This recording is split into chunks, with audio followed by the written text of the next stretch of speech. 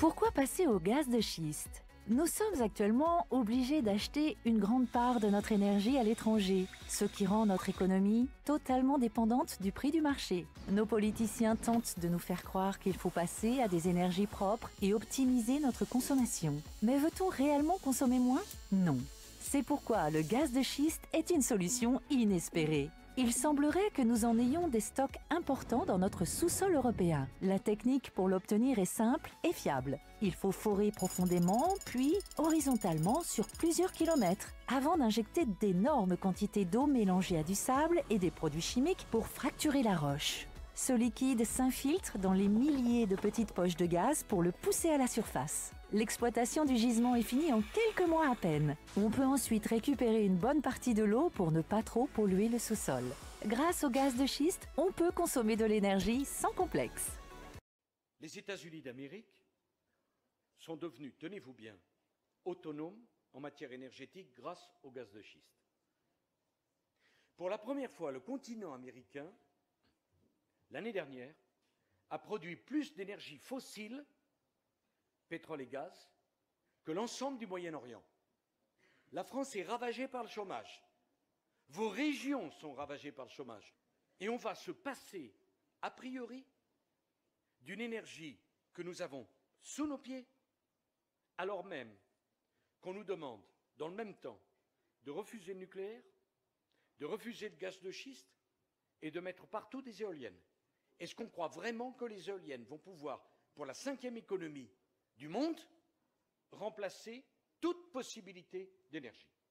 Je ne peux pas accepter l'idée qu'on ne tente pas l'exploitation du gaz de schiste. Mais si les autres pays le font, ils boivent aussi l'eau de la nappe phréatique.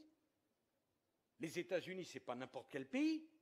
Si partout dans le monde on l'utilise, sans dommage apparent sur l'espérance de vie, peut-être qu'on peut le faire. Grâce au gaz de schiste, les États-Unis pourraient un jour prochain prétendre à l'indépendance énergétique. Avec le gaz de schiste, les États-Unis deviendront le premier producteur mondial d'ici 4 ans, dépassant même l'Arabie Saoudite.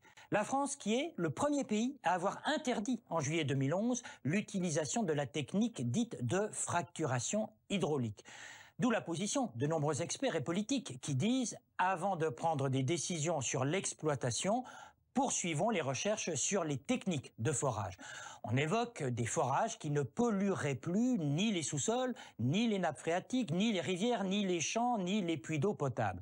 Mais face à ces réalités écologiques, il y a des réalités économique. Par exemple, dans l'immédiat aux États-Unis, on est en train de créer des emplois par centaines de milliers. C'est une sorte de ruée vers l'or du XXIe siècle. Et puis surtout, les prix du gaz baissent. Bonne nouvelle pour le consommateur américain, qui d'ailleurs paye le gaz de 50 à 70% moins cher que le consommateur européen.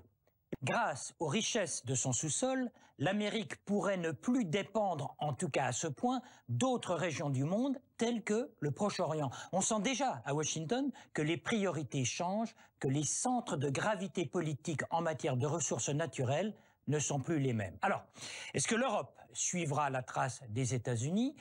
Ce sont des questions essentielles car le besoin sera toujours là en matière de gaz. On nous dit que d'ici 2035, la demande mondiale aura fait un bond de 50%. D'autres méthodes de fracturation sont en cours de concrétisation qui n'auraient pas recours à tous ces produits chimiques. On parle de fracturation bio à base de sel ou de sucre. 2007 globalement, le prix du gaz a été divisé par 3. Au niveau de l'emploi, près de 180 000 postes ont été créés directement et près de 220 000 si l'on considère les emplois induits. On pourrait même atteindre 1 million d'emplois d'ici 2025.